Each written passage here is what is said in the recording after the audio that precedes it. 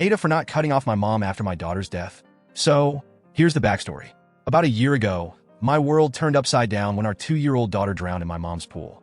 My mom was watching her that day, and according to the security footage, my daughter was left alone for just 2 minutes. The fire alarm went off inside the house, so my mom rushed inside to check for a potential fire, but it was a false alarm. When she realized and came back outside, my daughter had crawled into the pool and was unresponsive. My mom immediately started CPR, but she couldn't save her. We live in a rural area, and it took EMS about 30 minutes to arrive. This incident was caught on security cameras, so there's no ambiguity. It was a tragic accident. My mom has always been competent. She raised me and my siblings, fostered other kids, and even babysat my nieces without any issues. But now she's racked with guilt and has attempted suicide 3 times since our daughter's death. My wife and I have been shattered by this. We've just started grief therapy, and during one session, my wife mentioned that cutting off my mom would make her feel better. She wants nothing to do with my mom, which I understand and support, but she also wants me to go no contact, NC, with her too. I couldn't bring myself to do that.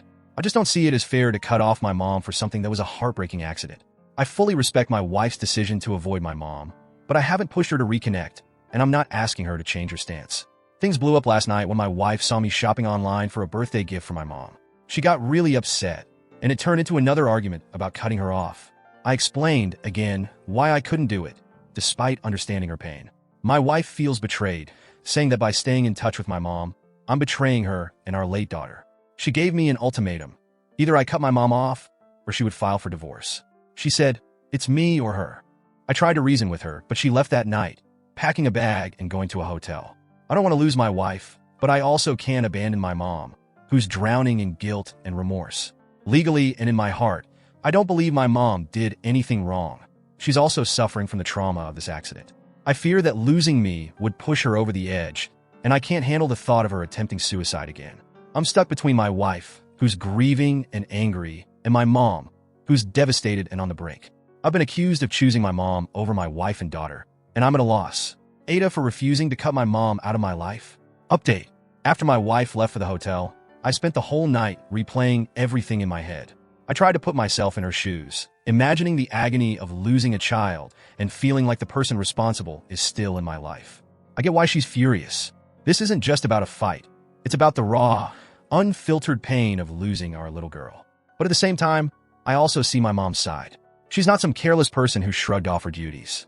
She's a loving grandmother who made a split-second decision to check on what she thought was an immediate danger, a fire alarm. She didn't leave my daughter alone to scroll on her phone or take a call. It was instinct. And now, that instinct haunts her every day. My wife has isolated herself since our daughter died. She's pulled away from everyone, including me, and I don't blame her. I've been trying to give her space, while also trying to keep my family from falling apart. But now, it's clear she's drawing a line in the sand, and I'm scared she won't step back over it.